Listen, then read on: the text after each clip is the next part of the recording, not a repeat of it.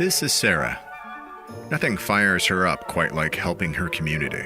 She fought for these new streetlights. I stick with it until it happens. That's pretty much how I work. Regular trash collection. And everybody said that would never happen. They are not going to have garbage pickup in North Haven. And the $250,000 renovation of this park. My purpose is to serve and to serve others and be a part of change for the good. It's safe to say any neighborhood would be damn lucky to have her. But in her effort to improve her small corner of the world, there's one thing Sarah isn't allowed to do. I can't vote.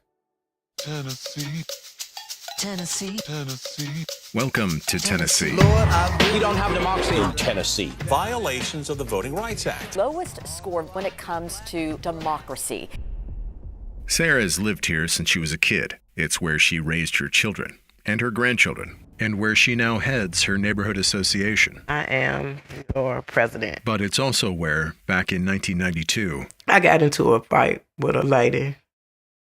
It was a choice that I made in the heat of a moment that changed my life forever. Sarah was convicted of aggravated assault, and like nearly all Americans convicted of a felony, Sarah lost her right to vote. But if Sarah lived in almost any other state, she'd be able to get her voting rights back. Governor Steve Sisolak signed a bill today that restores the right to vote. Restoring voting rights to 50,000 plus Minnesotans. Because keeping people from voting after they've paid their debt to society is unfair and undemocratic. But not Tennessee. Its Republican-controlled government continues to march proudly in the opposite direction.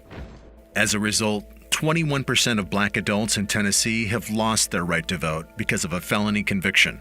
It's the highest rate in the country. That's over 200,000 people.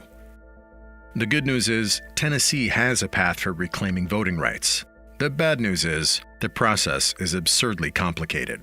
Here's what the Tennessee bureaucrats lined up for Sarah if she wants to vote in November. First, the state requires her to restore what are called her rights of citizenship. There's a couple ways to do this. She could file a request for the governor to pardon her, which includes gathering 5 letters of recommendation, writing a cover letter, writing a detailed one-page narrative of her crime, and tracking down a certified copy of your criminal history report, certified copy of each judgment conviction for which you are requesting a certified copy of the order granting probation, certified copy of the orders of discharge from the probation and or copies of diplomas, degrees, certificates, and professional licenses, copy of any outstanding fines or forfeitures. Also, out of everyone who applied for clemency in the last fiscal year, only 3% were granted. Her other option is to hire a lawyer and try to convince a judge to restore her rights. This will cost her at least a couple grand. Who doesn't have a couple grand lying around? And many more grands if she needs to appeal. And get this, she'll also need to convince a judge to give her her gun rights back, because in Tennessee, the right to bear arms is a right of citizenship. So if Sarah wants to restore her voting rights, the judge must also restore her gun rights. What? But wait, there's more. Sarah needs to get her hands on a document called a Certificate of Restoration, which certifies that she's completed her probation and paid off all her court costs and restitution. She could ask a probation officer to fill it out, but they may send her to the county clerk's office, who is going to need her to pay off any outstanding fines or fees she might have. She's pretty sure she's paid off all her debts, but she'll need the paperwork to prove it. And then she'll have to return to the clerk's office again, hoping they'll fill out the form. If Tennessee lawmakers designed this process to keep nearly 500,000 people from voting, they've been wildly successful.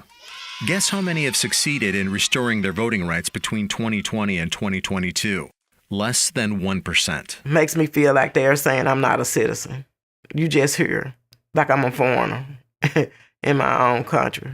It makes you want to give up. Healthy democracies represent the will of the people.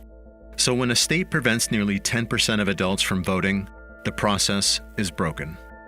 Some might say, that's the price of doing crime. But don't we believe in rehabilitation? In 2020, voting rights groups sued the state of Tennessee. The case is awaiting trial. But there's another way for the state to restore voting rights. Governor Bill Lee could follow the example of fellow Republican Governor Kim Reynolds, who used her executive power to do this. Quite simply, when someone serves their sentence and pays the price our justice system has set for their crimes, they should have their right to vote restored automatically, plain and simple. So what's the holdup, Governor Lee? You worried Sarah will turn Tennessee blue? Who do you think you would vote for? I might vote for Trump. I get banned from everything about I was gonna vote for Trump. But hey,